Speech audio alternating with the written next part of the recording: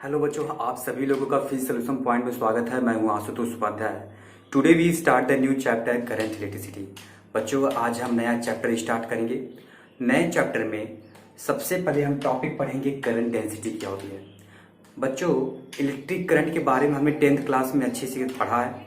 Electric current होता क्या है, इसकी एसआई यूनिट क्या होती है, इसकी डायरेक्शन क्या होती है, ये कितने प्रकार का होता है। ये दो प्रकार का होता है, एक डायरेक्ट करंट होता है और एक अल्टरनेट करंट होता है। डायरेक्ट करंट को भी हम दो पार्ट में डिवाइड करते हैं, एक स्टेडी डायरेक्ट करंट होता है, एक वेरिएबल डायरेक्ट करंट होता है। उसके बाद हम अल्टरनेट करंट पढ़ते हैं। बच्चों, ये थी बेसिक चीज़ें। बेसिक चीज़ें पूछी नहीं जाती आपके एग्जाम में 12th लेवल पे। हम पढ़ेंगे जो हमारा सिलेबस है करंट डेंसिटी, हम यहीं से जो है आपका जो सिलेबस है स्टार्ट कर रहे हैं। ठीक है गाइस, चलिए आइए समझते हैं करंट डेंसिटी होता क्या है। मैंने यहाँ पे बोर्ड पे लिखा हुआ है कि करंट डेंसिटी क्या होता है। Current density at a point is defined as the ratio of the current to the area of the cross section at that point is known as the current density. ठीक है, current density को यहाँ पे हमने definition पे यहाँ पे लिखा हुआ है। Current density at a point in a conductor is defined as the ratio of current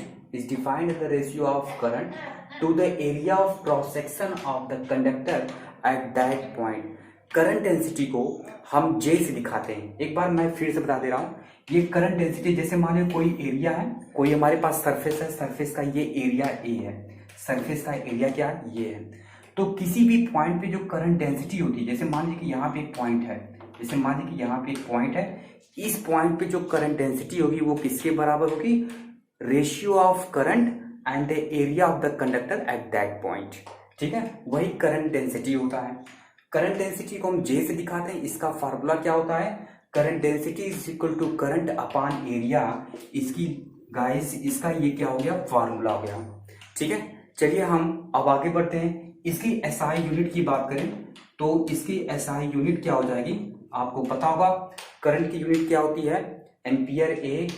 ठीक है, यानी करंट की यूनिट एम्पियर, और ये क्या होगा, यानी इसकी एम्पियर पर मीटर का स्क्वायर। एरिया की यूनिट क्या होती है, एरिया की यूनिट होती है मीटर। तो एरिया की लेंथ की यूनिट क्या मीटर, और एरिया क्या हो जाएगा, मीटर का स्क्वायर।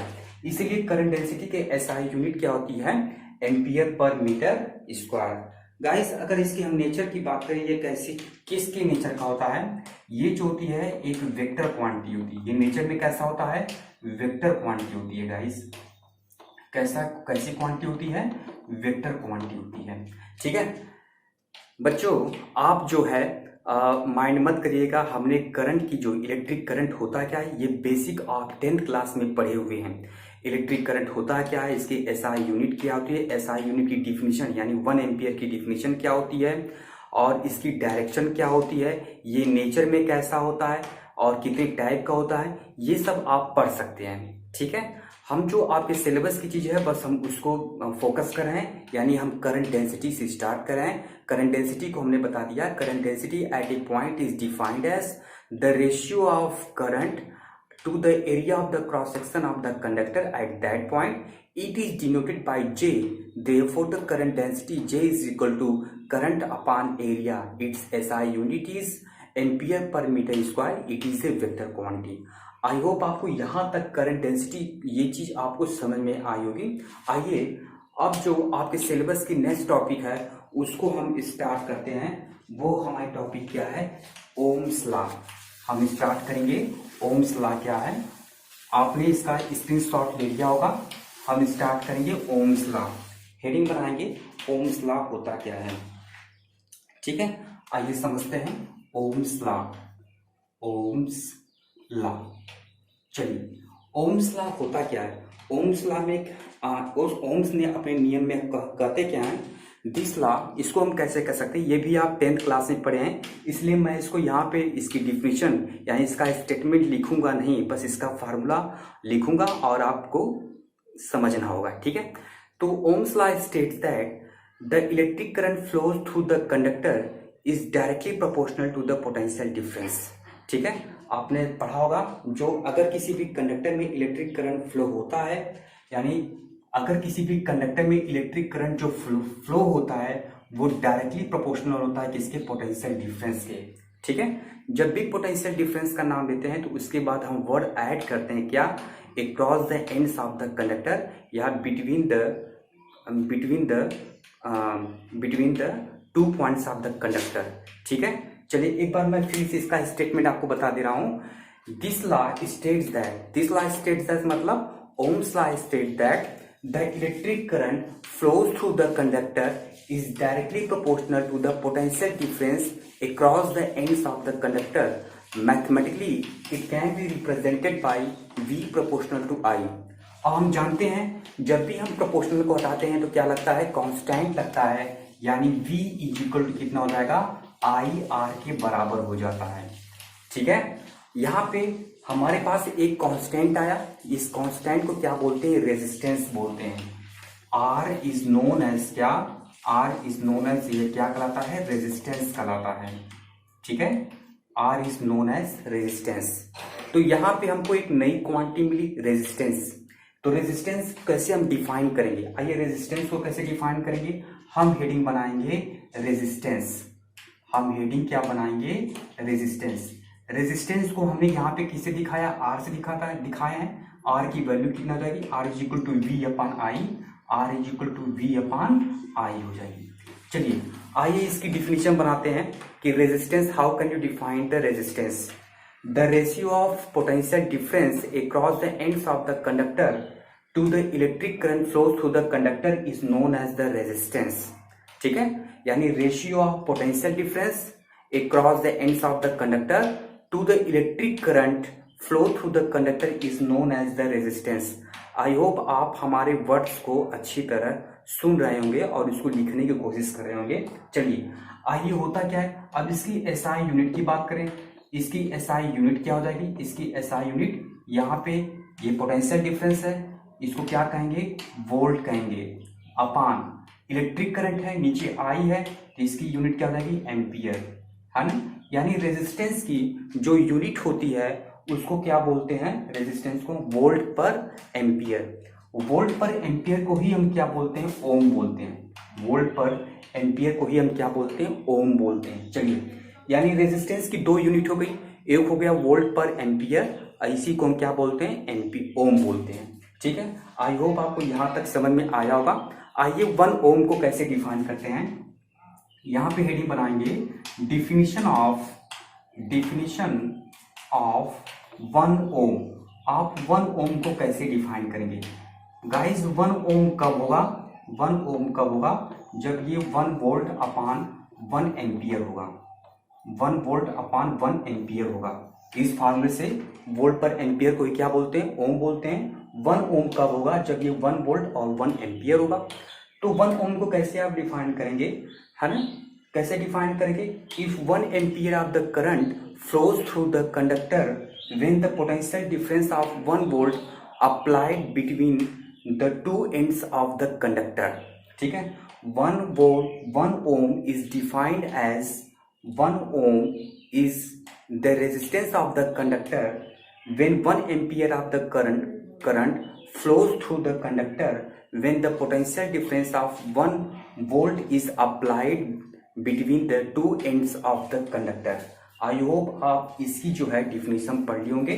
ठीक है, अगर हम रेजिस्टेंस की एसआई यूनिट हो गया, अगर हम रेजिस्टेंस की डायमेंशन निकालें तो डायमेंशन कैसे निकालते हैं बच्चों, रेजिस्टेंस की डायमेंशन हम बता रहे हैं, है ना, डायमेंशन कैसे निकालते हैं।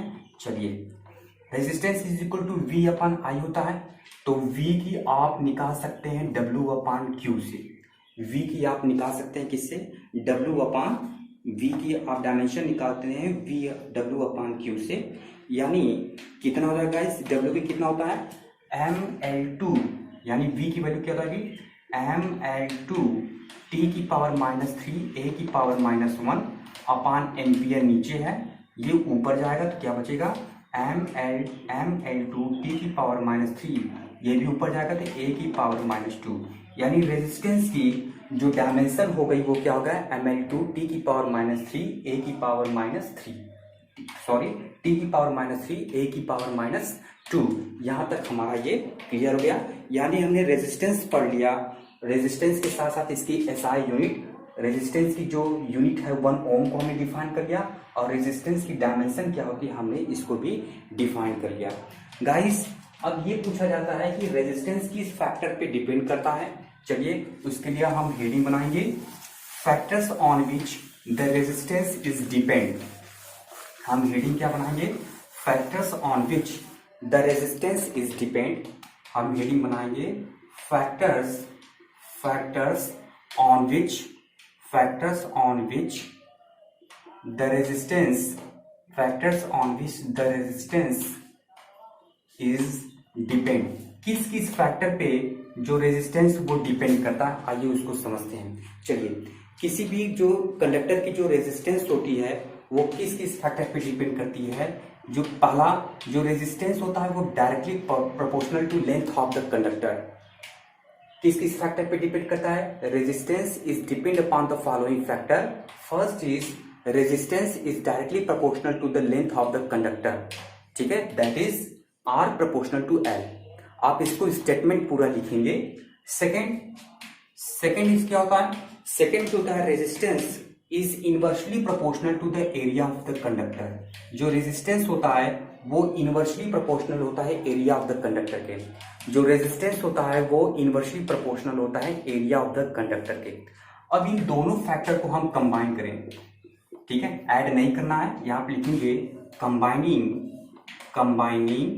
above टू फैक्टर, दोनों फैक्टर को आप कंबाइन करिए तो क्या मिलेगा हमको।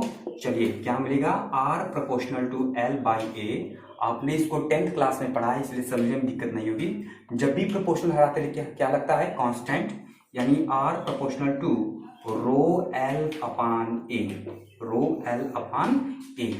यहाँ पे रो जो है कांस्टेंट है, जो क्या कहलाता है, रेजिस्टिविटी कहलाती है या स्पेसिफिक रेजिस्टेंस कहलाता है ना। यहाँ पे लिखेंगे वेयर रो इज कांस्टेंट, ये क्या कहलाएगा, रेजिस्टिविटी कहलाएगा। क्या कहलाएगा, रेजिस्टिविटी कहलाता है, या इसी को हम क्या बोलते हैं, स्पेसिफिक रेजिस्टेंस बोलते हैं। स्पेसिफिक रेजिस्टेंस आपको यहाँ पे लिखना पड़ेगा कि where rho is the proportionality constant which is known as the resistivity और द स्पेसिफिक रेजिस्टेंस, ठीक है गाइस। चलिए ये रेजिस्टिविटी गाइस, ये रेजिस्टिविटी किस पे डिपेंड करता है, रेजिस्टिविटी जो डिपेंड करता है मटेरियल के नेचर पे और उसके साथ साथ कंडक्टर के टेम्परेचर पे डिपेंड करता है। यानी जो मटेरियल है उसके नेचर पे डिपेंड करता है, यानी इसको हम लिख सकते हैं it depend upon the nature of the material and the temperature of the conductor. यानी यह मटेरियल के नेचर पे डिपेंड करता है और कंडक्टर के टेम्परेचर पे डिपेंड करता है, ठीक है गाइस। चलिए अब हमारे पास नई क्वांटिटी आई, क्या, रेजिस्टिविटी। अब हम रेजिस्टिविटी के बारे में पढ़ेंगे, रेजिस्टिविटी होता क्या है। चलिए आइए देखते हैं रेजिस्टिविटी क्या होती है।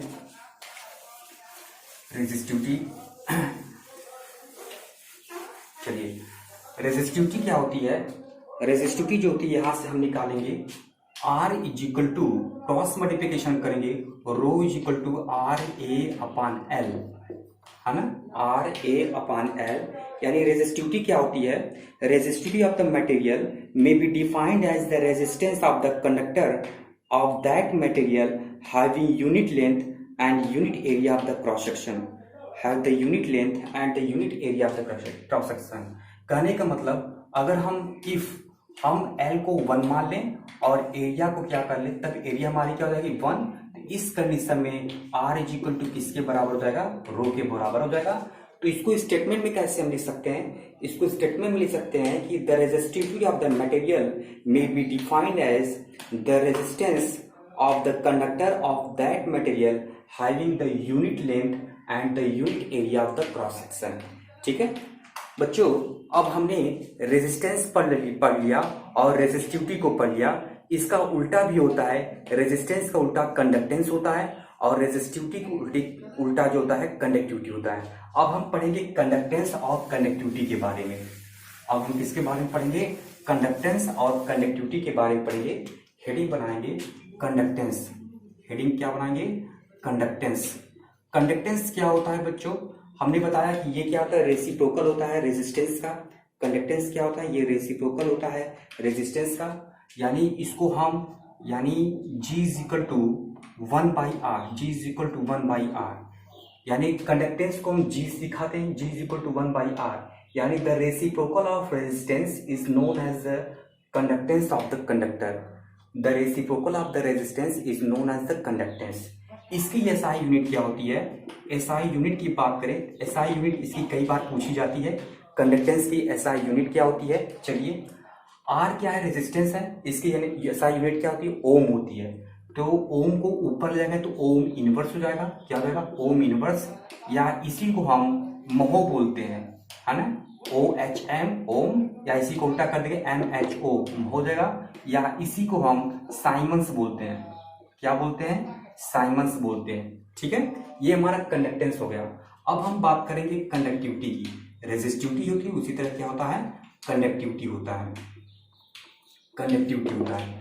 बच्चों कंडक्टिविटी क्या होती है, कंडक्टिविटी को हम सिग्मा से दिखाते हैं, सिग्मा इज इक्वल टू 1/रो, क्योंकि ये जिस प्रकार कंडक्टेंस रेजिस्टेंस का उल्टा होता है, उसी तरह कंडक्टिविटी रेजिस्टिविटी का उल्टा होता है, ठीक उल्टा होता है। इसको कैसे डिफाइन करेंगे, the reciprocal of resistivity is known as the conductivity of the conductor.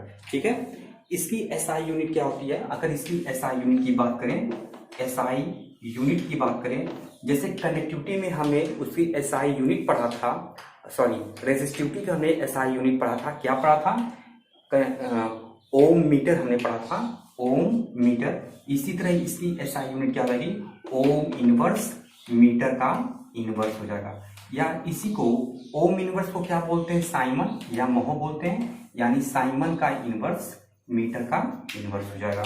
ठीक है गाइस, आज की क्लास यहीं तक, कल की हम क्लास लेंगे temperature coefficient of the resistance. ठीक है, तब तक के लिए धन्यवाद, थैंक यू।